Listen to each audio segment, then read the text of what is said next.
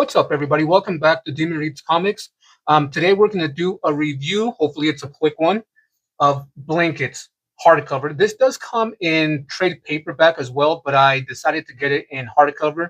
The difference between the prices wasn't too expensive, so I just got hardcover. I've been liking getting hardcover more than trade paperbacks because I've been noticing the trade paperbacks, the glue always tries, not tries, it comes apart sometimes. I've had to glue some books back together, and thankfully, at least with the hardcovers, most of them come with sewn binding, and they do very good work with staying together. But anyway, that being said, on why I picked it up in hardcover and not trade paperback, like I said, this is Blankets hardcover. It has 592 pages and it has 9 chapters. It is written and drawn by Craig Thompson, and it's kind of like almost, I don't know if they say and or read. This is kind of loosely based on Craig Thompson's life as a child. It is published by Dreary. Dreary. Give me a second. Oh, here it is. No, it's published by Drawn and Quarterly Montreal, so somewhere in Canada. Um, I've actually noticed that the Drawn and Quarterly Montreal are kind of Canada based, so that they do a lot of things up there. When it comes to publishing.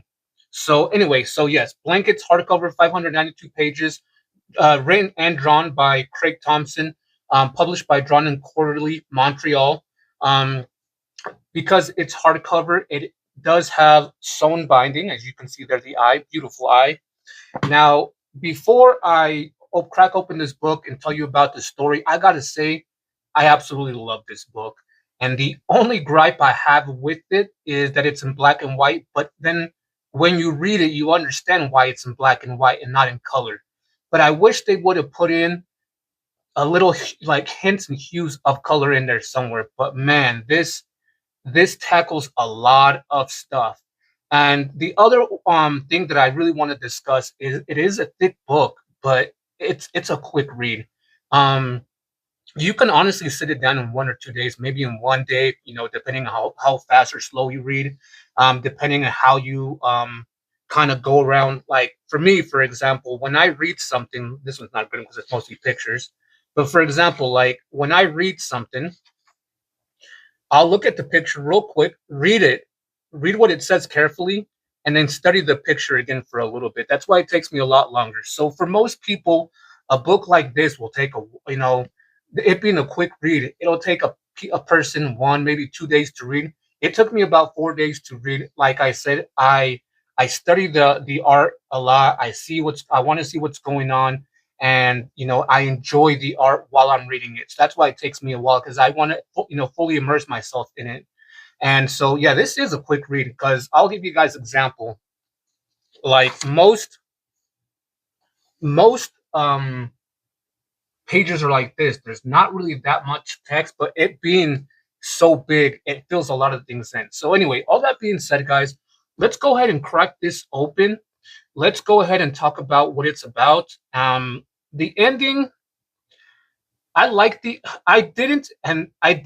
like the ending. On a sense of two things. I was expecting it to have kind of a happy ending, but it didn't go where I thought it was going to go. And I think there's 9 chapters, and I think I'm going to stop at around chapter 8. And maybe chapter 7, maybe chapter 8. I just don't want to go to where the last part where you kind of you don't expect where it's going to go. So let's go ahead and crack this open and kind of go from there. Also, one more thing. I am planning on buying the clicker so I don't have to keep putting my finger up here and stopping the video with my phone. That way, as soon as I'm done talking, I can just grab it, from down here on my desk, and I can just click and stop it so I don't have to do this. And the reason I keep looking over here and instead of right here where I'm supposed to be looking at is because I used to film my videos with my phone straight up and down like this. I would just look at the phone and my eyes would be centered on it. But now that I'm laying it down, that way you guys can get more of a landscape view when you're watching the video, so you can kind of lay it down and get the full thing. I've been doing it like this, and I'm still having a hard time looking directly at the camera as opposed to just the phone in general, if that makes sense. So if you guys see me kind of looking this way instead of looking like this, That's one part of it. So I apologize for that. But anyway, guys, that being said, let's go ahead and crack this open and talk about this story. Alrighty, guys, let's go ahead and get comfortable here. Okay, let's go ahead and crack this open. Blankets hardcover. I like this end page right here, but for some reason it just turns orange and it's not this. So before we get started with this, it's called blankets. Now there's a lot of interpretation on what it means with blankets, and I'll try to cover them as we're flipping through this. You got praises for Craig Thompson. There's a lot of people that praised him. It keeps going for a while. Then you got blankets. The title page, graphic novel by Craig Thompson and published by Drawn Quarterly Montreal. Then you got the table of contents right here. Like I say, you got 9 chapters, but in the most part, I would say that it says footnotes at the end for chapter 9, but it's not really like a footnote. It's more like a epilogue to kind of show you like what happens at the end, and kind of all like it fills in a little bit more than footnotes. Usually footnotes is like this was supposed to, we did this and we were supposed to say this and this, but we did this instead. It's not like that. It's a little bit more of a story. So it's more like an epilogue.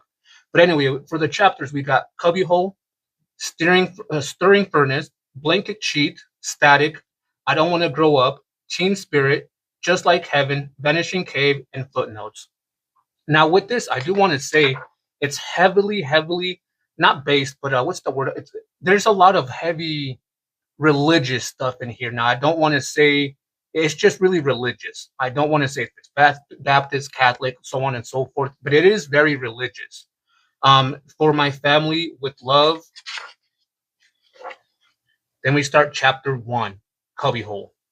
In this chapter, you get introduced to 2 boys, Phil, his younger brother, and me, Craig, because this is the story about him.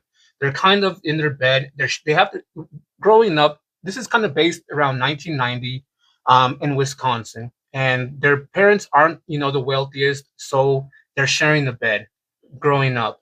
And this is kind of like a little short story introducing how I guess you can say Craig's little brother kind of annoys them while they're trying to sleep.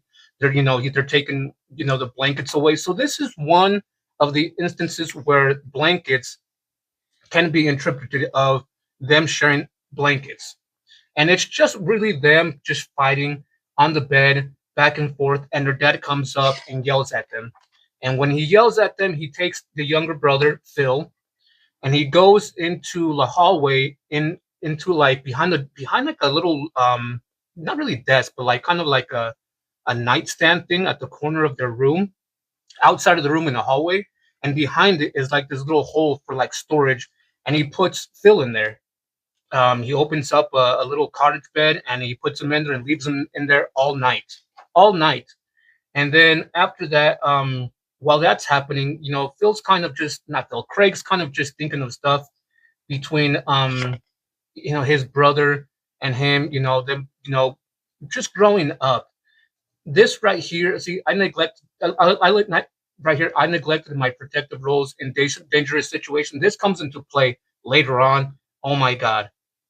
Yeah, it hits hard, but this is just the kind of like letting you know how the story of Craig and his brother are when they're younger. Him being bullied at school, him in class, being tardy. Let's skip a page. Yeah, him being in class, being tardy because he got thrown, into a ditch, and just his teacher not liking him, the babysitter being a dude and a very nasty dude. And in a sense, I do want to say that the babysitter took advantage of them sexually. He abused them sexually.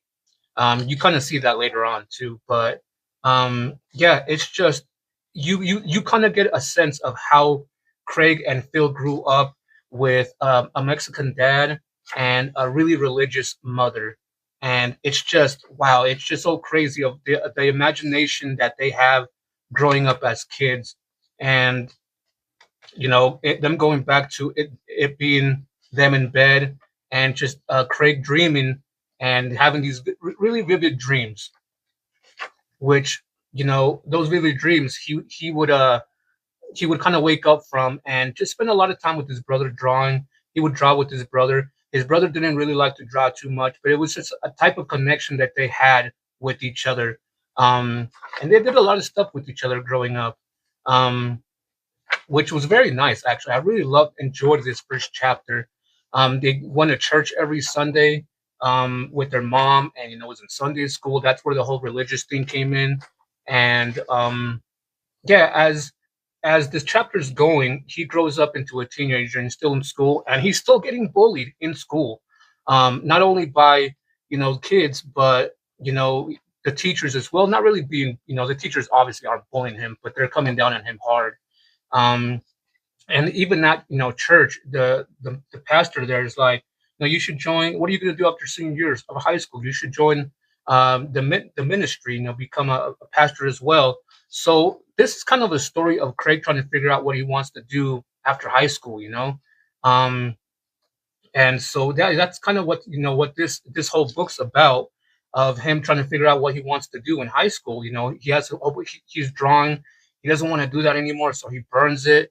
But then he continues to draw. Like it's just this first chapter really is of him trying to figure out what he wants to do, him growing up, and kind of giving you how he grew up, which was crazy to think about. And then we start chapter 2, stirring furnace. It always kind of starts of him being a child, of them, during the winter, during the summer. During the summer they were really hot. They peed on each other to keep cool. It was weird. um and then during the winter, where they were very, very cold and they were shivering and stuff. See, this is the whole pee thing I was telling you about. They did it on purpose to go downstairs to tell their parents they were sweating, but it was pee. um and during the winter they were very, very cold and stuff, but they still had a good time as kids. And they always went to this church camp. And when they went to this church camp, nobody really liked them. He couldn't Craig couldn't do a lot of the activities because the parents couldn't afford it, even though it's church. It's supposed to be free. I don't know how that worked, but um he would always get bullied, and at night he would sneak away from his bunk, go into the recreation center, and kind of just hide there and just kind of think about stuff. And he would always hear the furnace in the rec center. And as he got older, he went back to the church camp in high school. And here, though, he met a girl. This is when we meet a girl. He meets a girl named Reina. He really spends a lot of time with Reina at this church camp. They go out, they walk, they spend a lot of time together. They miss a couple meetings. They hide from people, and they just spend a lot of time together. And this is where they kind of build a strong connection with each other. This is Reina's friends doing drugs, and Craig doesn't want to do it, so he kind of leaves. And Reina comes and looks for him later on, and it's just such a nice thing of him meeting a girl in church camp. Um, I mean, a lot of things happen in this. Other than that, like he's in one of the meetings. They're dancing, they're singing, but he's not enjoying it. He doesn't. I mean, he enjoys it, but he's not one to sing along.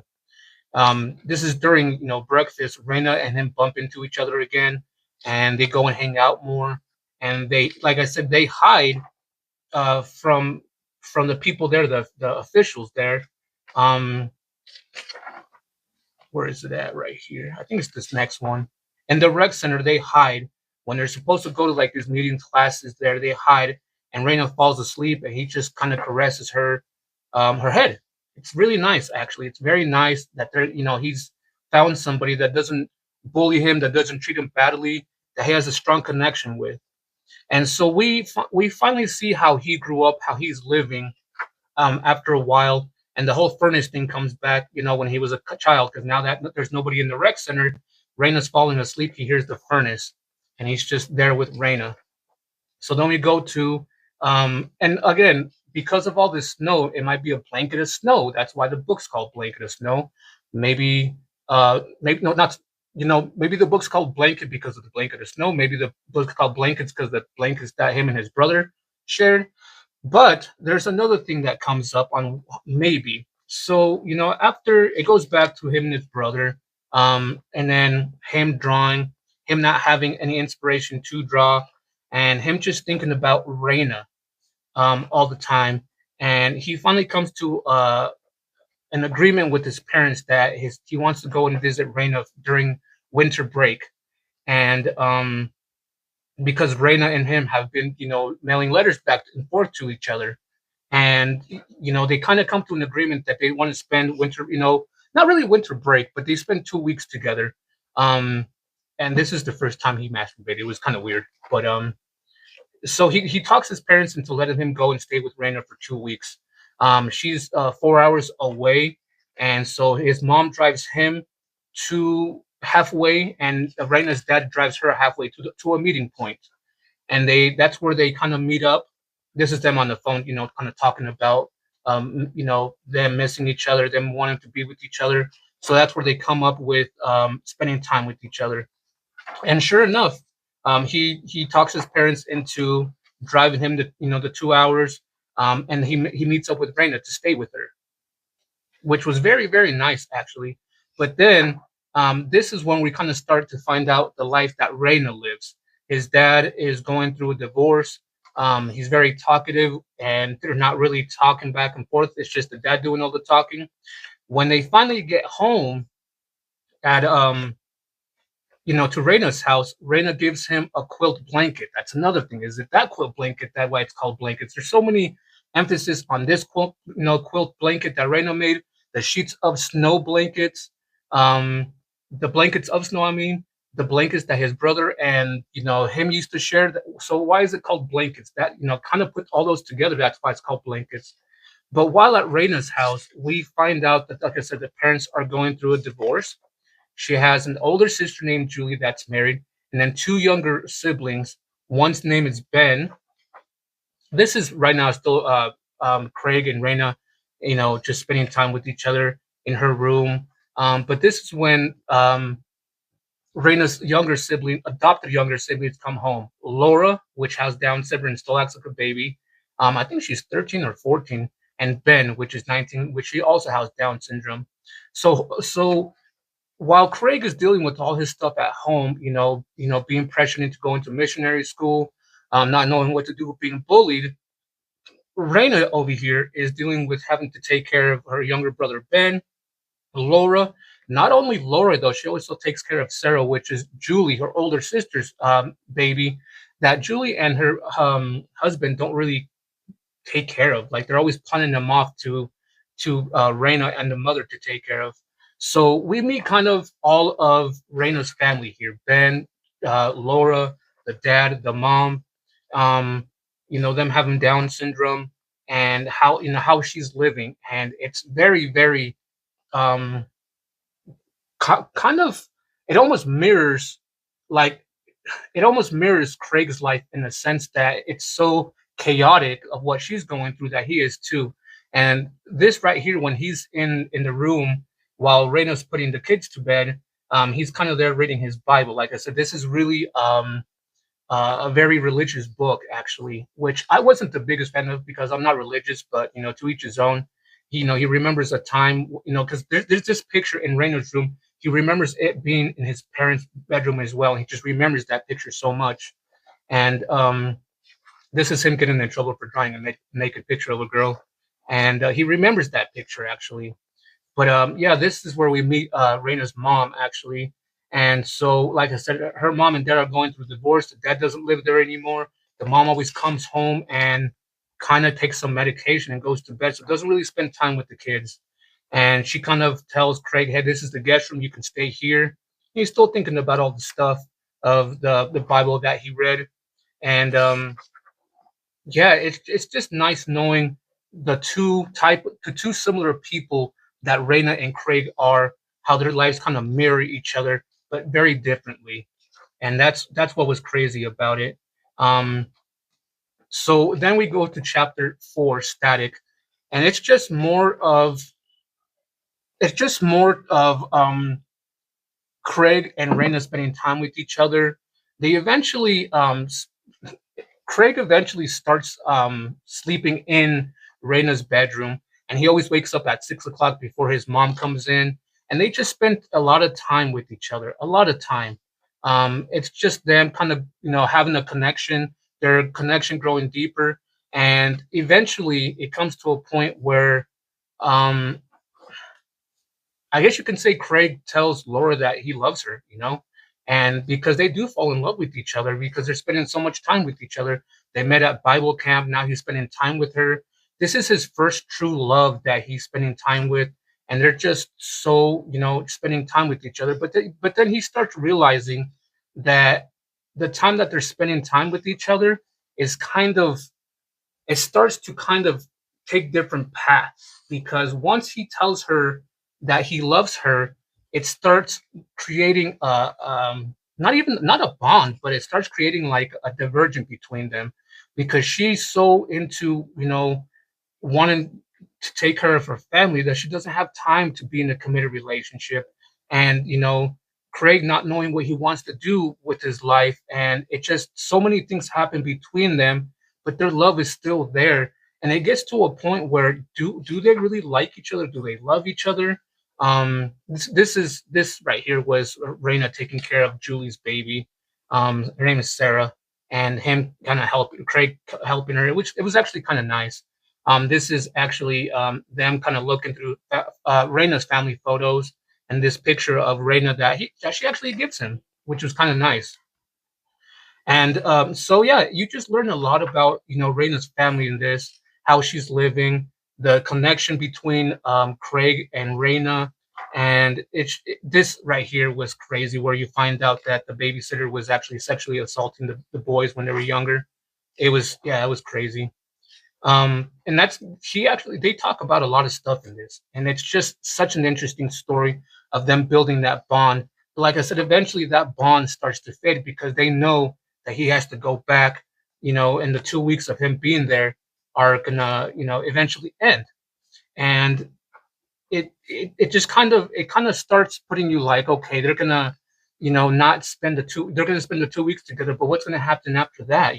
They're like liking each other so much, they fell in love with each other so much, but something's separating them. And um so what exactly is separating them? And so we move on to chapter 6, where this is the boys peeing on it. Yeah, I don't know, that story was weird.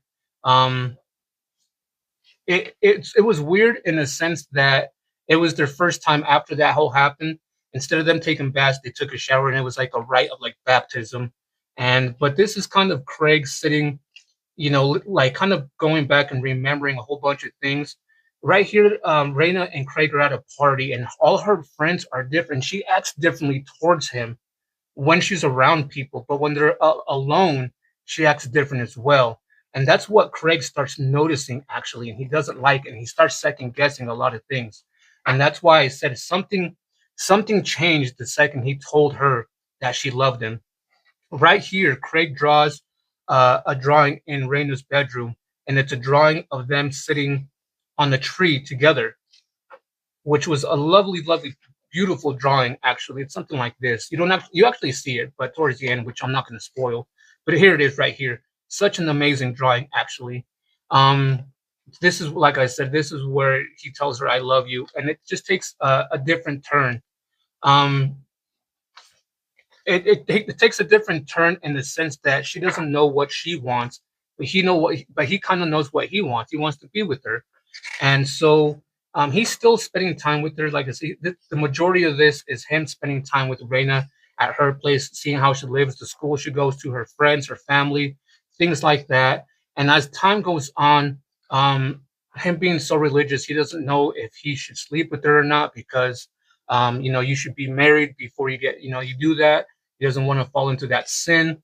And it just, he has a lot going through his mind. And I really like that, because I was raised like that, but growing up, it kind of starts fading away after a while. Um, I think this is the last chapter I'm going to talk about. Actually, I think this is still them spending time with each other, and it's just so more that more of the family dynamics of Rena's family.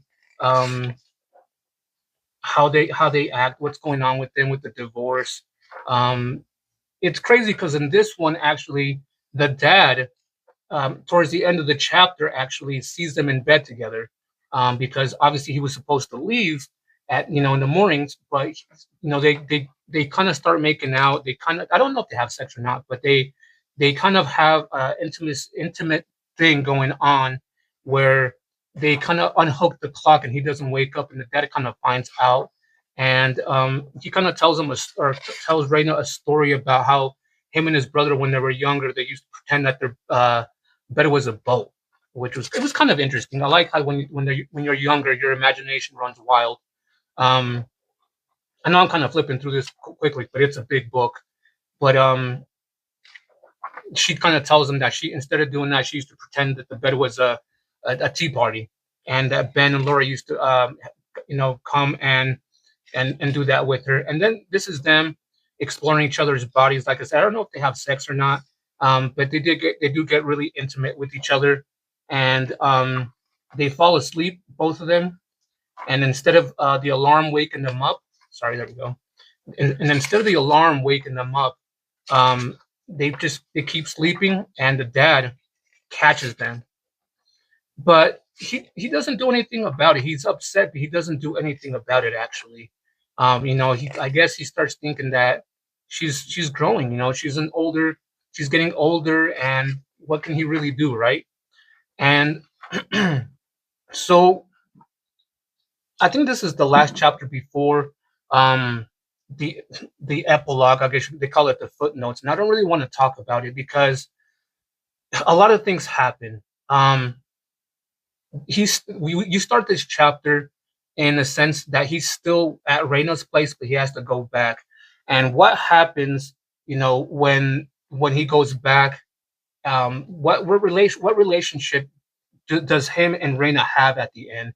Do they end up being together? Does the long distance relationship work? What happens with that?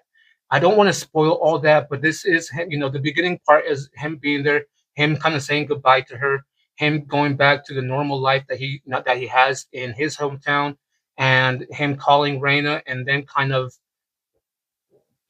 works. I don't I don't want to say much more than that, but it it it doesn't have the happy ending that I wanted it to have, and so that's how I'm gonna leave it. So towards the epilogue, I'm gonna flip to the epilogue, and it's just him. He eventually moves out of his parents' house when he turns 20, and he comes and visits his brother. Um, when he graduates, then he comes and visits again when his brother gets married, and that's like between all this when he was a teenager, and then kind of the footnotes of it is kind of him being kind of adult already in his 20s. Like I said, he comes and visits when his brother graduated high school. He comes and visits again. Jesus, that's kind of like the end page. That's kind of a spoiler right there. He comes and visits when his brother gets married, and you see him just he in this he kind of lost his faith in the Bible. He believes in religion, but he lost his faith in the Bible and doesn't read it as much. It's just it's coming to terms of what you believe and don't believe, and I understand that so deeply because my parents are really religious, and I was raised religiously. But when you grow up, you start learning different things, and it changes your mind, and so that's why I like the epilogue a lot. And at the end of it, actually, um, it kind of talks about how he can kind of still see Reina putting together that quilt, and him remembering, the time he spent with her, um, and just the time he spent with his family, with his dad, with his mom, with his brother Phil, with his sister-in-law, and just all the good times. Now that he's an older guy already, he goes on the walk and he just starts thinking, no matter how temporary. It ends with to make a map of my movement, no matter how temporary. And so that's where I'm going to leave that. I don't want to spoil what happens at the end of it, but let's just say there's not really a happy ending that I was looking for. And that's what I'm going to leave it at that. But does Craig have a happy ending? You know what? People always have a happy ending when they're moving forward, or do we not stay with our first love? I mean, sometimes it happens, sometimes it doesn't. That's all I'm going to say about that. But at the end of it, we do get a short acknowledgement of some people he wanted to shout out. And then this is some of his other work, like Goodbye Chunky Rice, Habibi, and Space Dumplings. Now, I'm probably not going to pick these up, but there's one book in general that I might pick up actually. And that book's called Ginseng Root. And it's actually another story of Craig Thompson. Um, but I'll talk about that when I do the review. So anyway, not the review, the rating. So anyway, guys, let's go ahead and do the rating of this and see what you guys think. Alrighty, guys. So before we do the rating of this, let's do a quick recap. This is Blankets hardcover by Craig Thompson, published by Drawn Quarterly, Montreal. It is sewn binding, as you guys can see there. 592 pages and 9 chapters. It is kind of a quick read, but if you take your time, it'll take you a little bit of time to really appreciate it. So, what do I give this as a rating?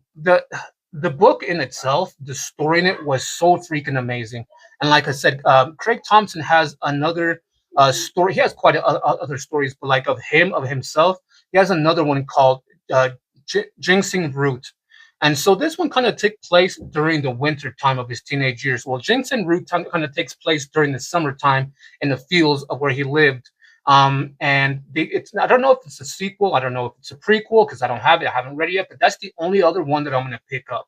So as a rating, what do I want to give this book and this book alone? Guys, well, I don't want to say I want to give it a 5 because a 5 is like a masterpiece, something that it pulled me in so much. Now, don't get me wrong, this one pulled me in. There was a lot of things that when I was reading it, I was like, dang, that was me. That was me. This happened to me. This happened to me. So it drew me in to the point where I could really compare my life when I was growing up to it as well. So that's why I liked it so much. But I think the only thing that really got to me was it being in black and white. And like I said, I think maybe I would appreciate it more if there's hues of different colors in there. But I understand why he did it in black and white because it's during the snow. So, in the overall rating, I want to give it a 4. I'm definitely going to keep this book. This was such an amazing read. And I actually am looking forward to rereading it again to see if I can get something more out of it because I enjoyed it so much that when I closed it, I kind of wanted more. Even though it was such, almost 600 pages, I wanted more from it. And when you read a book like that, whether it be a comic book, a graphic novel, a regular book, when you close the book out and you want more, that's how you know you enjoyed a book. And this one was one of them where I was like, oh, I want more of Blankets. And obviously there isn't any more. That's why I'm going to pick up Ginger Root. So I'm definitely giving this a 4. If there was maybe hues of color in it to kind of, make more things stand out, I think I would have given it a 5. It's just, I don't know. It honestly, I really want to give it a 4.5, almost a 5, but it's not right there for me. I highly recommend everybody read this book. It was such an amazing read, such a grounded coming of life story, that you can enjoy reading. Like I said, it's a thick book, but it's a quick read. And I really hope you guys pick this up, and I hope you guys pick it up in hardcover and just appreciate the work that was put into it and the story that was put into it. So anyway, guys, I hope you guys liked the review. If you guys did, please leave a like. If you guys haven't done so already, please subscribe to the channel. Shout out to everybody that's been watching, liking, commenting, subscribing. Oh, but that being said, shout out to a new subscriber. I'm up to 24 now. I don't know if I said this before. Give me a second. Let me check. Yeah, shout out to my new subscribers. I don't know if it's he or she, but shout out to them, BHB. Shout out to them. Thank you very much for subscribing. If you watch this, thank you very much.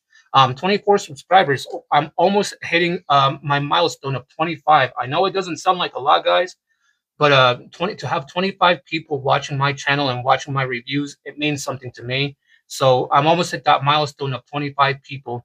My next milestone is obviously going to be 50, and then 100, and then from there. At 100, depending on how many people actually watch, depending on how many people actually, comment and things like that, I might do a giveaway because I have 2 books of the same one. So I might buy something actually that's recent and do a giveaway, something small to, show my appreciation for people watching. But anyway, guys, all that being said, like I said, I do highly recommend you guys read this. you guys read this, leave it in the comments down below. Let me know what your thoughts on it. Don't give any spoilers for anybody that haven't read it, but let me know if you guys enjoyed it or not. If you guys recommend it or not. Next after this, we are going to be starting. Let me set this to the side.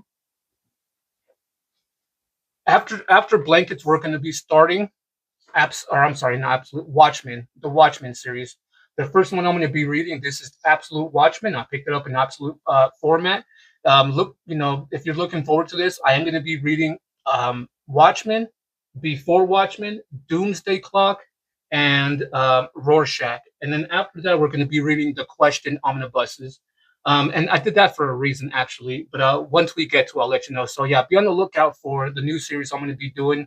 I don't know if I call it a series or not, but be on the lookout for the new videos I'm going to be doing of Watchmen. If you guys are interested in that, be on the lookout for those. Let me set that to the side.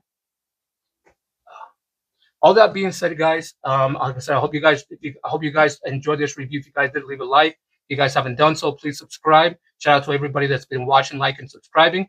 And with all that being said, guys, take care, stay healthy, and we'll see you guys on the next one.